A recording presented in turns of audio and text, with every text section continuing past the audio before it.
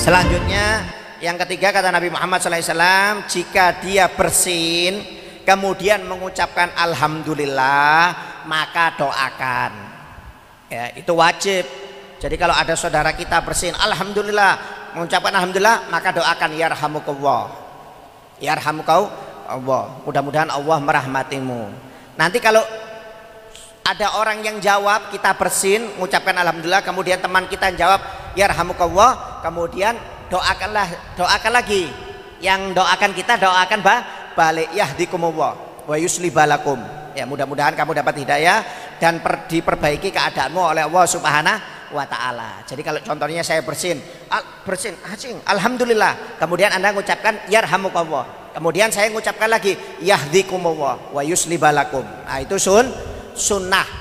Ya, jadi kalau ada orang bersin kemudian mengucapkan hamdalah, maka sunnah untuk kita doakan yarhamukallah, mudah-mudahan Allah merahmati engkau. Ini sunnah.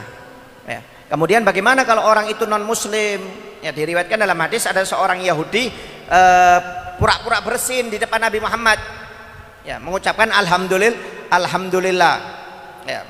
Mengucapkan pura-pura bersin di depan Nabi Muhammad, kemudian Nabi Muhammad tidak menjawab yarhamukallah tapi yahdikumullah, mudah-mudahan kamu dapat hidayah. Ya, kalau yarhamukumullah kan mudah-mudahan kamu dapat rahmat. Yang dapat rahmat ini biasanya umat Islam. Ya, kalau hidayah itu untuk semua orang. Jadi kalau ada orang non muslim yang bersin walaupun dia nggak mengucapkan alhamdulillah, doakan yahdikumullah, mudah-mudahan kamu dapat hidayah. Ya, ini kalau untuk orang non muslim. Kemudian bagaimana kalau orang itu nggak mengucapkan hamdalah ketika bersin? Nggak usah dijawab. Nggak usah dijawab. Jadi kalau ada orang bersin nggak mengucapkan alhamdulillah, nggak usah didoakan yarhamukallah, tidak usah. Karena waktu itu Nabi Muhammad ketika duduk dengan dua orang sahabat yang dua-duanya bersin, satunya mengucapkan hamdalah, dijawab oleh Nabi Muhammad yarhamukallah. Yang kedua nggak mengucapkan alhamdulillah, nggak dijawab oleh Nabi Muhammad SAW. Jadi kalau ada orang bersin nggak jawab, ya nggak mengucapkan hamdalah, itu tidak usah dijawab. Ya, jadi sunnah ketika bersin itu untuk mengucapkan hamdalah. Kenapa? Bersin itu dari Allah Ta'ala, bersin itu sehat, Pak. Ya, bersin itu sehat. Sedangkan menguap itu dari setan, kata Nabi Muhammad SAW. Jadi beda kalau bersin ini dari Allah Ta'ala. Kenapa? Mengeluarkan penyakit. Penyakit kalau bersin itu. Ya, tapi itu kalau bersihnya 1 kali 2 kali. Kalau sudah 3 kali tinggal nggak usah dijawab. Kenapa? Karena dalam hadis Nabi Muhammad mengatakan barang siapa kalau bersin 1 kali 2 kali jawab, kalau dia mengucapkan hamdalah doakan, kalau 3 kali tinggalkan karena dia flu, kata Nabi Muhammad SAW. Takutnya kamu yang tertular. Ya, apalagi kalau sudah balik-balik nggak usah dijawab, sudah 5 kali 10 kali ini flu ini. Ya, kalau 1 kali 2 kali itu namanya barokah, itu mengeluarkan penyakit. Tapi kalau sudah 3 kali lebih, ya itu berarti namanya flu. Itu memang ada hadisnya. Kalau sudah 3 kali tinggalkan.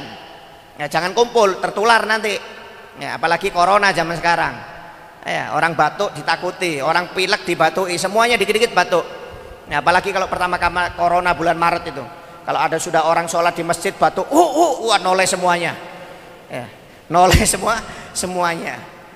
Ya, saking takutnya ini.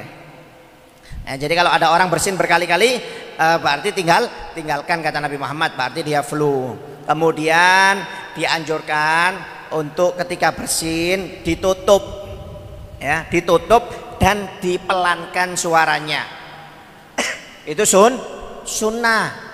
Ditutup fungsinya apa? Biar nggak nyebar. Kan orang bersin itu keluar racun, virusnya keluar. Ditutup dengan tangan kiri, jangan tangan kanan tapi tangan kiri, karena tangan kiri ini kan antiseptik, mengandung antiseptik, dianjurkan kan cebok tangan kiri. Kenapa? Karena mengandung antiseptik. Nah, makanya ketika bersin ditutup dengan tangan kiri, ya, kemudian suaranya dipelankan.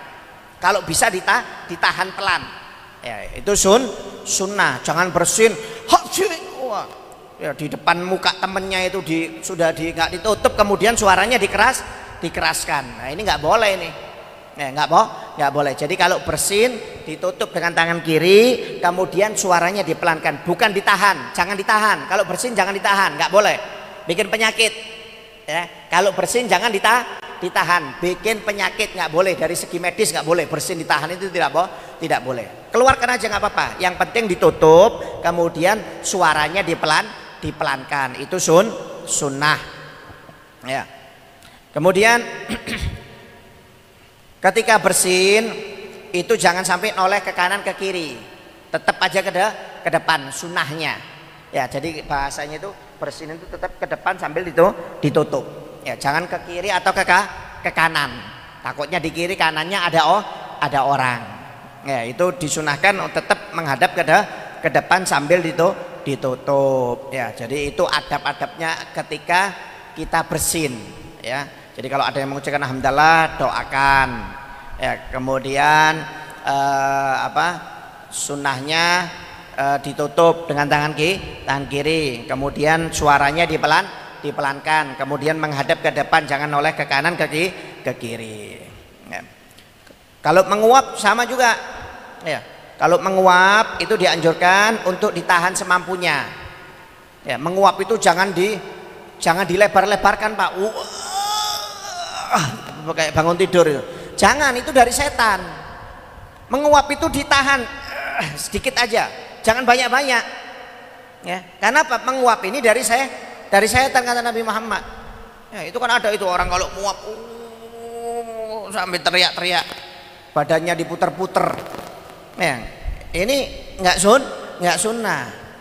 Ya, jadi kata Nabi Muhammad adabnya itu ketika menguap ditahan semampunya. Ya. Kemudian tutup mulutnya kata Nabi Muhammad SAW. Kata Nabi Muhammad SAW, apabila seorang di antara kalian menguap, maka hendaknya tutup dengan tangannya, tangan kiri bagian luar. Kalau menguap dengan bersin beda. Kalau bersin tangan bagian dalam, Pak. Tapi kalau menguap tangan bagian luar. Nah, ya. Dibalik. Ya, ini sunnah Nabi. Jadi kalau menguap tangan kiri bagian luar, tapi kalau bersin tangan kiri bagian dalam ditutup. Kenapa? Karena setan akan masuk ke dalam mulut yang terbuka kata Nabi Muhammad SAW. Makanya kalau anak kita nguap, tutup mulutnya, ajarkan untuk tutup mulut. Kenapa? Setan masuk, Pak. Setan masuk kata Nabi Muhammad SAW ketika orang itu menguap, maka ditutup kata Nabi Muhammad SAW. Ya, jadi sunahnya menguap itu ditahan semampunya, jangan nguapnya terlalu lebar, kemudian ditutup dengan tangan kiri dan memelankan suara ketika menguap. Nah, dipelankan suaranya, jangan dikeraskan.